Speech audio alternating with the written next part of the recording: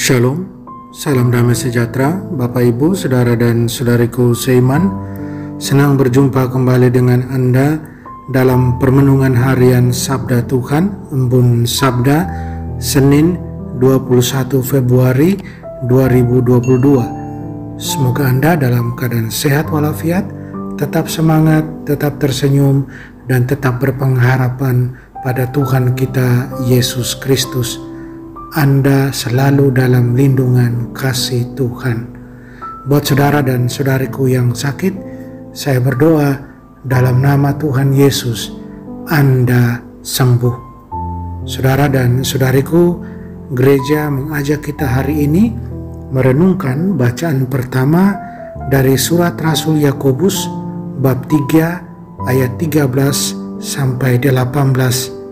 Bacaan Injil dari Injil Suci menurut Markus bab 9 ayat 14 sampai 29. Saudara dan saudariku, saya ajak Anda merenungkan tema iman dan doa berjalan beriringan. Tidak ada yang mustahil bagi Tuhan. Saudara dan saudariku terkasih dalam Kristus, iman macam apa yang Tuhan Yesus harapkan dari kita para pengikutnya, terutama ketika kita menghadapi tantangan dan kesulitan, ketika kita berada dalam cobaan. Iman macam apakah yang Tuhan Yesus harapkan dari kita?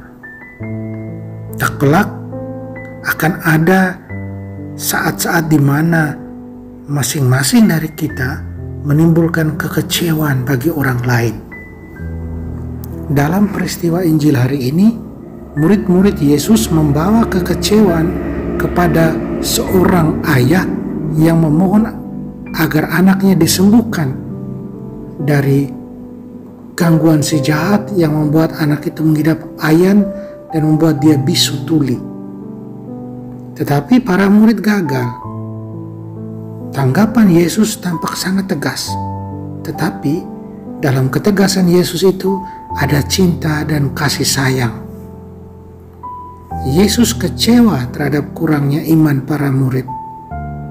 Dan kemudian Yesus berfokus untuk memenuhi kebutuhan anak yang menderita ayan, bisu tuli karena gangguan sejahat, dan juga ayahnya yang menderita karena anaknya yang sakit. Yesus mengenali kelemahan iman sang ayah.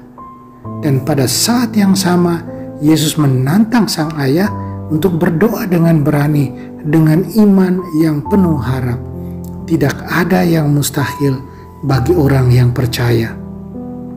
Saudara dan saudariku terkasih dalam Kristus, Santo Agustinus dari Hippo dalam komentarnya tentang perikop Injil ini mengingatkan kita bahwa doa dan iman itu berjalan beriringan. Di mana iman gagal, doa binasa. Karena siapa yang berdoa untuk apa yang tidak dia percayai? Jadi kalau begitu, agar kita dapat berdoa, marilah kita percaya dan marilah kita berdoa agar iman yang sama yang kita doakan ini tidak goyah. Demikian kata Santo Agustinus. Tuhan, saudara dan saudariku, memberi kita Roh Kudus-Nya agar kita memiliki keyakinan dan keberanian yang kita butuhkan untuk meminta bantuan dan kasih karunia Bapa surgawi kita. Apakah kita percaya pada kasih, pada cinta, kasih sayang Tuhan bagi kita, dan kita berdoa dengan penuh keyakinan bahwa Dia akan memberikan apa yang kita butuhkan? Saudara dan saudariku, ketika Yesus menegur roh jahat dalam diri anak laki-laki itu, anak laki-laki itu pada awalnya tampak lebih buruk karena dia kejang-kejang. Santo Petrus Chrysologus, seorang pengkhotbah dan uskup terkenal di Ravenna, dia merenungkan kejadian ini. Dia katakan, meskipun anak laki-laki yang jatuh ke tanah, sebenarnya yang menderita adalah iblis yang ada dalam diri anak itu. Anak laki-laki yang kerasukan itu hanya kejang-kejang, sementara roh jahat dihukum oleh hakim yang luar biasa. Tawanan ditahan, tapi penculiknya dihukum. Melalui pemukulan tubuh manusia, hukuman iblis menjadi nyata. Saudara dan saudariku, Tuhan menjanjikan kita masing-masing kebebasan dari penindasan, terutama dari penindasan dosa dan kejahatan yang mencoba merampas iman, harapan, dan kedamaian persatuan kita dengan Tuhan. Karena itu Tuhan Yesus mengundang kita, seperti yang dilakukan pada ayah anak laki-laki itu, untuk berdoa dengan penuh iman, berdoa dengan tekun. Apakah kita percaya pada kasih dan belas kasihan Tuhan yang tak berkesudahan? Saudara dan saudariku terkasih, perbuatan-perbuatan besar dan tanda-tanda yang dilakukan oleh Yesus menunjukkan bahwa kerajaan Allah ada di dalam Dia. Tanda-tanda ini membuktikan bahwa Bapa telah mengutus Dia sebagai Mesias yang dijanjikan. Kedatangan kerajaan Allah berarti kekalahan kerajaan setan. Eksorsisme yang dibuat oleh Yesus mengantisipasi kemenangan besarnya atas penguasa dunia ini.